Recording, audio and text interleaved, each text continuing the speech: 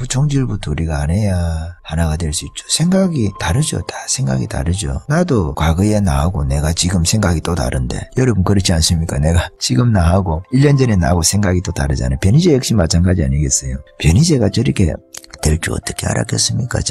저도 몰랐어요. 아이고, 김무성이를 통해가지고 말이죠. 김무성이가 빨리 탄핵 안 하고 뭐 하냐고 외쳤던 사람이 변희재거든. 우파 살리려 그러면 빨리 박근혜 버려야 된다. 이런 비슷한 이야기를 했던 사람이 변희재인데 지금은 변희재가 막 투사가 돼가지고 저렇게 외치잖아요. 우리가 참 상황이라는 게 그런 거예요. 윤석열이도 마찬가지잖아요. 박근혜 잡은 사람이 윤석열인데 지금 우리가 윤석열이에게 또 기대를 하고 있잖아요. 또 김종인은 어떻습니까? 문재인이 당선시킨 사람이 김종인이에요. 중요한 것은 지금 우리의 편이 누구냐, 그리고 앞으로 우리 편이 누가 될 것이냐. 과거를 탄핵의 강을 넘어야 된다는 말이 이런 뜻에 있는 거예요. 우리가 문재인이 끌어내리고 나면 박근혜 구할 수가 있는 거예요. 근데 황교안에게 탄핵에 대한 입장을 이야기해라면서 우파가 너무 다그치면 안 되는 거예요. 그 탄핵에 찬성했던 사람들의 표를 얻기 위해서 황교안이가 말을 안 하는 거거든.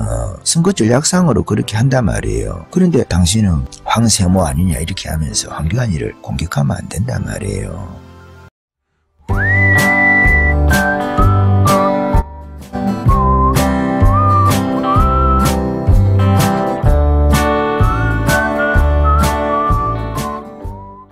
여러분, 우리가 뭉쳐야 됩니다. 뭉쳐야 이길 수가 있고, 우리 내부 총질을 하면 안 돼요. 내부 총질을. 저도 김종인 씨라든지 이런 분들에 대해서 저쪽에 좌파에 있다든지 옛날에 문재인이라든지 이런 것을 그 대통령 만들었다 할 때는 우리가 비판을 하더라도 일단 우리 편이 된 이상에는 그렇게 하면 안 되는 거예요. 지금 전쟁이 얼마 남지 않았는데 내부 총질을 하면 안 된단 말이에요. 총구 방향 있지 않습니까? 총구 방향을 제대로 적군을 향해서 쏴야지. 우리끼리 막 싸우고 이러면 안 돼요. 루퍼스병 걸린 같은 거죠. 정용씨가 걸렸던 병이라서 말씀드리기는 좀 조심스럽지만 내부 총질을 하면 안 되거든요. 우리가 한계가 있는 거 아니겠어요? 우리가 4분 오열되면은 이길 수가 없거든요.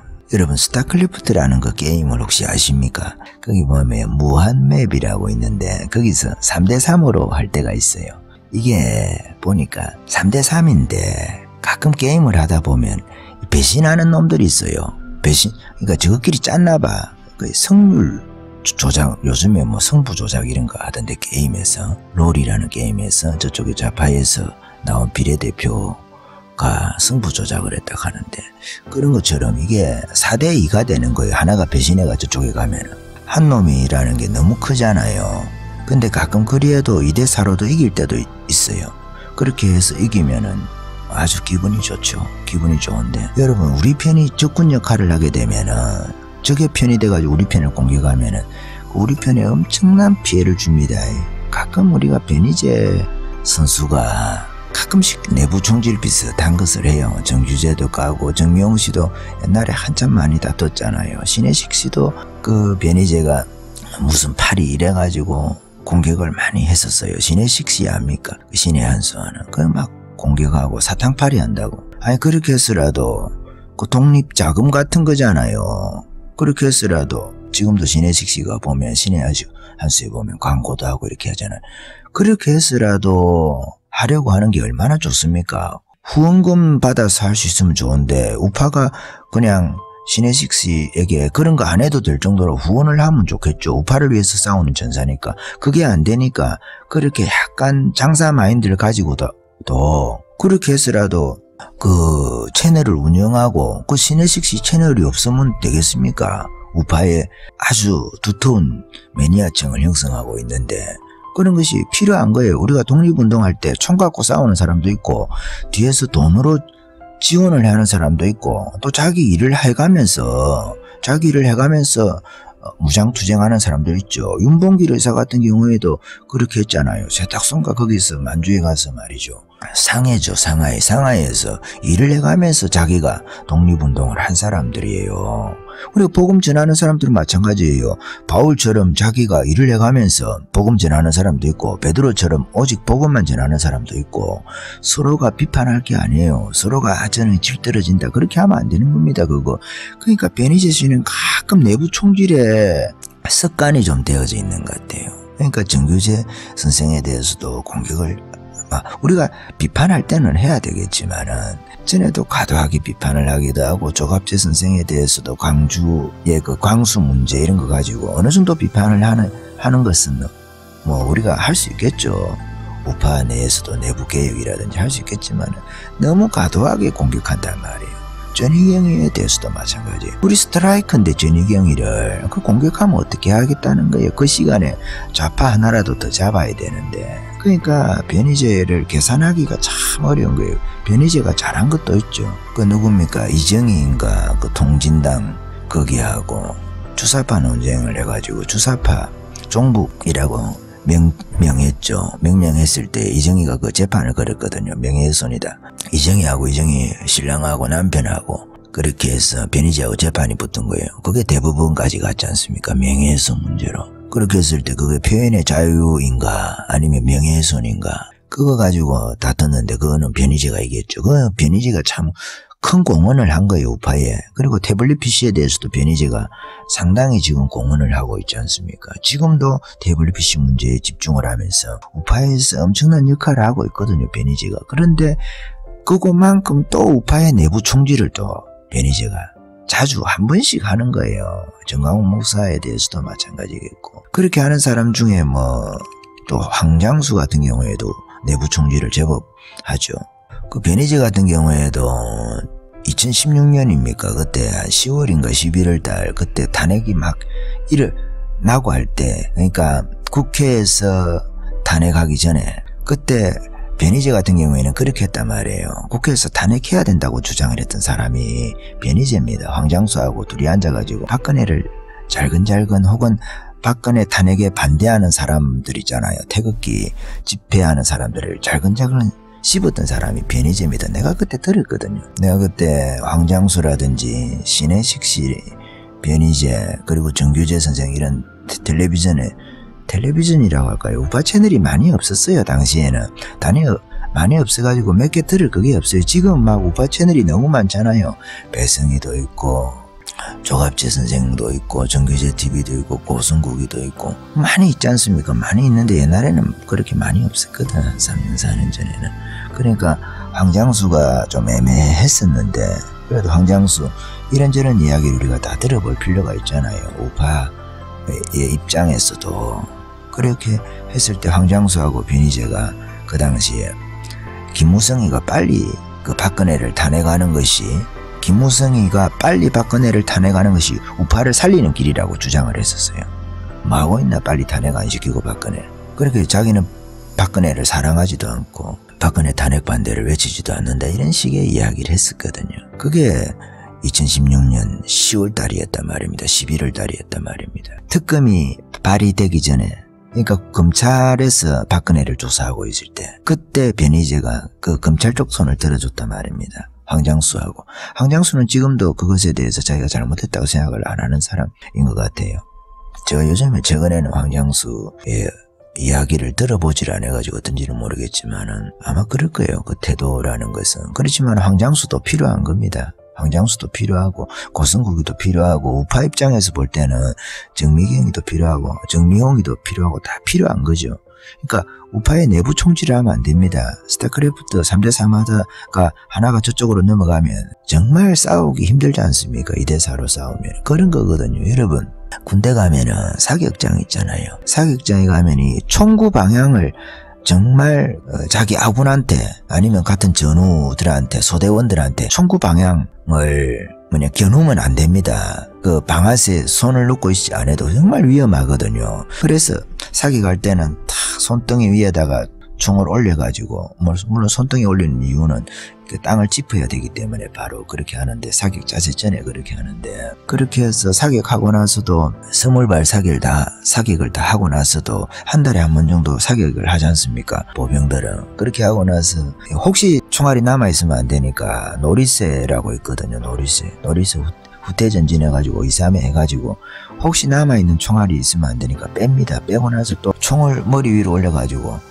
격발을 한단 말입니다. 2, 3회 또 노리쇠 후퇴 전진해가지고 또 올려서 격발을 하고 그 노리쇠를 개방을 한다고 그러거든. 격실이라고 합니까? 그거를 개방을 해가지고 이래 저도 오래돼서 그렇지만 그러니까 총구 방향을 하늘로 해야 되거든. 하늘로 하든지 적방향으로 해야 된단 말입니다. 그런데 이 총구를 내부를 향해서 겨누는 사람이 있어요.